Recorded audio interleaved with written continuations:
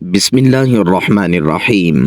شروع اللہ کے نام سے جو بڑا مہربان اور نہایت رحم کرنے والا ہے۔ ناظرین، رمضان المبارک کا چاند دیکھ کر یہ 3 کام آپ نے ضرور کرنے ہیں، یہ 3 اعمال ضرور پڑھنے ہیں۔ آج میں اپنے تمام ناظرین کے لیے ایک ایسا وظیفہ لے کر آیا ہوں، آپ کی خدمت میں حاضر ہوا ہوں کہ یہ وظیفہ رب کریم کے ناموں کا وظیفہ ہے، اور جو بندہ اس وظیفے کو بتائے گئے طریقے سے رمضان المبارک کا چاند دیکھ کر پڑھ لے گا، پھر رب کریم سے جو بھی مانگے گا رب کی ذات آپ کی ہر حاجت کو پورا فرمائیں گے۔ آج ایک ایسا وظیفہ لے کر آیا ہوں، جو لوگ مایوس ہیں، ڈپریشن میں ہیں، جن کے گھر کے خراب حالات کئی سالوں سے ختم ہونے کا نام ہی نہیں لے رہے، جن کے گھر میں فاقے ہیں، ایک وقت کا کھانا کھاتے ہیں، دوسرے وقت کا سوچنا پڑتا ہے، جن کے گھر میں ہر قدم پر ناکامی اور مایوسی کا سامنا ہے، جو بڑے بڑے وظائف اور بڑے بڑے اعمال پڑھ پڑھ کر تھک چکے ہیں، لیکن پھر بھی کوئی فائدہ نہ ہو رہا ہو، تو رمضان المبارک کا چاند دیکھ کر یہ وظیفہ صرف آپ نے 11 بار پڑھنا ہے۔ 11 بار پڑھتے ہی رب کریم سے آپ جس مقصد کی حاجت کر کے نیت کر کے بیٹھو گے وہ پوری ہو کر رہے گی۔ آج کا یہ وظیفہ میری ان بہنوں کے لیے جو اپنے بچوں اور اپنے شوہر کی کامیابی کے لیے بڑے بڑے وظیفے پڑھتی ہیں۔ صرف ایک بار یہ وظیفہ میرے بتائے گئے طریقے سے پڑھ کر دیکھیے گا۔ ماہ رمضان کی آمد ہے، اگر تو آپ بھی رمضان المبارک کے مہینے سے انعامات سے جولیاں بھرنا چاہتے ہیں، رمضان میں خزانوں کے مالک بننا چاہتے ہیں، تو رمضان سے پہلے یہ 3 چھوٹے چھوٹے اعمال بتائے گئے طریقے سے ضرور پڑھ لینا۔ یقین کامل کے ساتھ پڑھیے گا، رب کریم سے مانگیے گا۔ یہ وظیفہ پڑھتے دوران آپ جس حاجت جس مقصد کو لے کر بیٹھیں گے وہ انشاءاللہ پورا ہو کر رہے گا۔ جس کو یقین نہیں آتا وہ دنیا جہان کے تمام کام چھوڑ کر یہ وظیفہ پڑھ کر دیکھ لے۔ وقت کی نزاکت کو مد نظر رکھتے ہوئے آئیے آج کے اس عمل کی طرف چلتے ہیں، لیکن اس سے پہلے اگر آپ نے چینل پر نئے ہیں، آپ نے اس چینل کو ابھی تک سبسکرائب نہیں کیا تو خدا را اس چینل کو ضرور سبسکرائب کر لیں، ویڈیو کو لائک اور اپنے پیاروں کے ساتھ ثواب کی نیت سے زیادہ شیئر کیجیے گا۔ ایسے بہت سے وظائف، بہت سے اعمال آپ کے حوالے سے روزانہ کرتا رہتا ہوں۔ آپ نے کرنا کیا ہے کہ باوضو مصلی پر بیٹھ کر سب سے پہلے آپ نے نبی کریم صلی اللہ علیہ وآلہ وسلم کی ذات مبارکہ پر درود پاک پڑھنا ہے۔ درود پاک آپ کوئی سا بھی پڑھ سکتے ہیں، آپ صلی اللہ علیہ وسلم پڑھ لیں، آپ صلی اللہ علی محمد پڑھ لیں، آپ درود ابراہیمی پڑھ لیں، اللہم صلی علی محمد وعلی آل محمد کما صلیت علی ابراہیم وعلی آل ابراہیم انک حمید مجید، اللہم بارک علی محمد وعلی آل محمد کما بارکت علی ابراہیم وعلی آل ابراہیم انک حمید مجید۔ ایک بار درود پاک پڑھتے ساتھ ہی فوری طور پر آپ نے سب سے پہلے اپنے مقصد کی نیت کرنی ہے۔ آپ رزق چاہتے ہیں، آپ دولت چاہتے ہیں، آپ رب کریم سے نیا گھر گاڑی جو بھی مانگو گے رب کی ذات آپ کے مقدر اور تقدیر کے فیصلے کر دے گی۔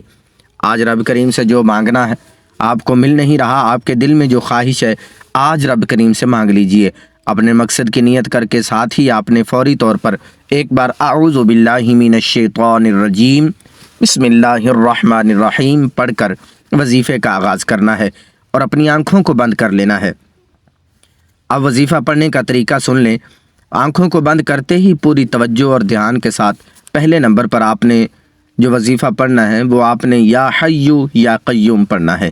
توجہ کیجئے گا، وظیفہ بہت ہی خاص ہے، یہ ہر کسی کے نصیب میں نہیں آئے گا۔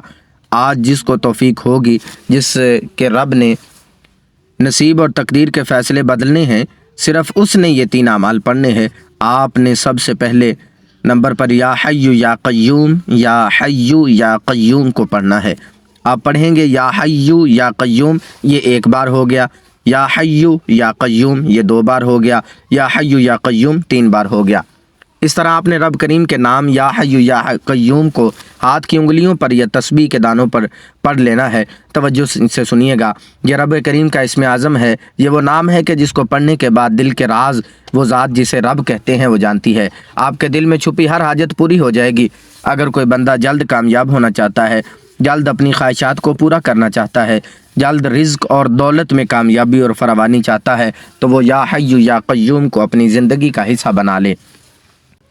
آپ نے یا حی یا قیوم کو ہاتھ کی انگلیوں پر صرف اور صرف 11 بار پڑھنا ہے۔ 11 بار یا حی یا قیوم پڑھتے دوران رب کریم سے جو بھی مانگ سکتے ہو یا جو بھی آپ کے دل میں ہے آتا ہے مانگتے چلے جائیں۔ یا حی یا قیوم کو بتائے گئے طریقے سے پڑھتے ساتھ ہی فوری طور پر دوسرے نمبر پر آپ نے جو وظیفہ پڑھنا ہے وہ رب کا وہ وظیفہ ہے، وہ وظیفہ فرشتوں کا ہے، وہ وظیفہ دنیا میں ہر مخلوق کا وظیفہ ہے، جس کو پڑھنے کے بعد بندہ رب کا لاڈلا بن جاتا ہے۔ آپ بھی رب کے لاڈلے بننا چاہتے ہیں، آپ بھی رب کریم سے اپنی ہر بات منوانا چاہتے ہیں، اپنی خواہشات کو پورا کرانا چاہتے ہیں، تو یہ وظیفہ شروع سے آخر تک بتائے گئے طریقے سے پڑھیے گا۔ دوسرے نمبر پر آپ نے جو وظیفہ پڑھنا ہے وہ درود پاک ہے۔ آپ صلی اللہ علی محمد پڑھ لیں یا صلی اللہ علیہ وآلہ وسلم پڑھ لیں یا نماز والا درود ابراہیمی پڑھ لیں، کوئی سا بھی درود پاک صرف اور صرف 11 بار پڑھنا ہے۔ بہتر تو یہ ہے کہ آپ نماز والا درود ابراہیمی پڑھیے گا۔ درود پاک رب کریم اپنے پیارے محبوب پر ہر وقت پڑھتا ہے، فرشتے پڑھتے ہیں۔ رب کریم نے فرمایا کہ اے ایمان والو، میں اپنے محبوب کی ذات پر درود پاک پڑھتا ہوں، آپ بھی پڑھا کرو۔ جب رب کی ذات درود پاک پڑھتی ہے تو یہ کتنا انمول وظیفہ ہے، درود پاک کی کتنی فضیلت اور برکت ہے کہ رب کریم اپنے پیارے محبوب پر درود پاک بھیجتا ہے۔ درود پاک کی فضیلت اور برکت اتنی ہے کہ نماز کی خاصیت میں درود پاک کو شامل کر دیا گیا۔ درود پاک وہ ذکر ہے جس سے لا علاج بیماریاں جسم کے ریشے ریشے سے نکل جاتی ہیں، گھر سے فاقوں کا، غربت کا خاتمہ ہو جاتا ہے۔ آپ نے کوئی سا بھی درود پاک صرف اور صرف 11 بار پڑھنا ہے، اور 11 بار درود پاک پڑھتے دوران آپ رب کریم سے اگر 11 ناممکن حاجات کو لے کر بیٹھیں گے، انشاءاللہ 11 ایسی حاجتیں جو پورا ہونے کا نام ہی نہیں لے رہی، تو پھر دیکھیے گا کس طرح پوری ہوں گی۔ 11 بار درود پاک پڑھنے سے آپ کی 11 کی 11 حاجات 100% انشاءاللہ پوری ہو کر رہیں گی۔ ہر ناممکن حاجت ممکن ہو جائے گی، گھر کے حالات بدل جائیں گے، گھر سے بے سکونی، بے برکتی کا خاتمہ ہو جائے گا۔ درود پاک کو پڑھتے دوران آپ نے کسی سے بات نہیں کرنی، نہ کوئی آپ سے بات کرے گا۔ اب آپ نے درود پاک کو 11 بار پڑھتے ساتھ ہی آج کا تیسرا اور آخری وظیفہ جو آپ نے پڑھنا ہے ناظرین وہ یہ ہے کہ آپ نے یا ذل جلال والاکرام کو پڑھنا ہے۔ یہ رب کریم کا وہ جلالی اسم اعظم ہے کہ جس کو پڑھنے کے بعد رب کی ذات اپنے جلال میں آ جاتی ہے، رب کی رحمت اپنے جلال میں آ جاتی ہے، رب کی رحمت جوش مارتی ہے۔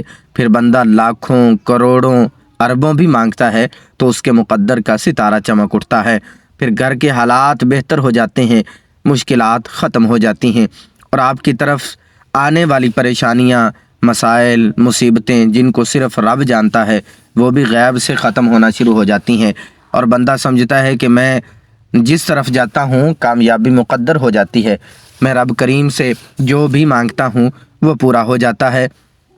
لیکن یہ کرنا کب ہے؟ جب بندہ رمضان المبارک کا چاند دیکھ کر یا حی یا قیوم درود پاک اور یا ذل جلال والاکرام کو بتائے گئے طریقے سے پڑھتا ہے۔ اگر آپ نے عمل کی ترتیب خراب کی، آگے پیچھے پڑھا، کم یا زیادہ پڑھا تو وظیفے کا فائدہ نہیں ہوگا۔ اس لیے آپ نے ترتیب کو اچھے طریقے سے سمجھ کر وظیفے کو بتائے گئے طریقے سے آپ نے پڑھنا ہے۔ اب آپ نے یا ذل جلال والاکرام کو بھی صرف 11 بار پڑھنا ہے۔ یا ذل جلال والاکرام 1 بار ہو گیا، یا ذل جلال والاکرام 2 بار ہو گیا، یا ذل جلال والاکرام یہ 3 بار ہو گیا۔ اسی طرح آپ نے یا ذل جلال والاکرام کو ہاتھ کی انگلیوں پر یا تسبیح کے دانوں پر صرف 11 بار پڑھنا ہے، اور 11 بار پڑھتے دوران اپنے مقصد کو، اپنی حاجت کو ذہن میں رکھ کر رب کریم سے مانگتے چلے جائیے گا۔ یہ وظیفہ مکمل ہوتے ہی آپ نے نبی کریم صلی اللہ علیہ وآلہ وسلم کی ذات مبارکہ پر اتنا ہی درود پاک لازمی پڑھنا ہے جتنا آپ نے عمل کے شروع میں پڑھا تھا۔ پھر دونوں ہاتھ اٹھا کر اپنے گناہوں کی سچی توبہ کرنی ہے جب تک دل کو سکون نہ مل جائے۔